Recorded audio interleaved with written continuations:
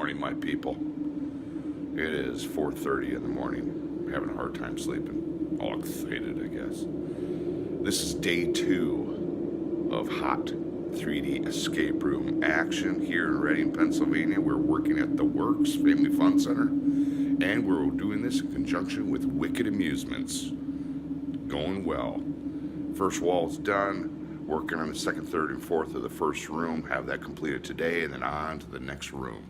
So hey, come along with me. Check out the time lapse, finished product. Please subscribe, hit the like button, hit that little bell. More videos coming. And hey, you have a great day and enjoy the video. We'll see you next time.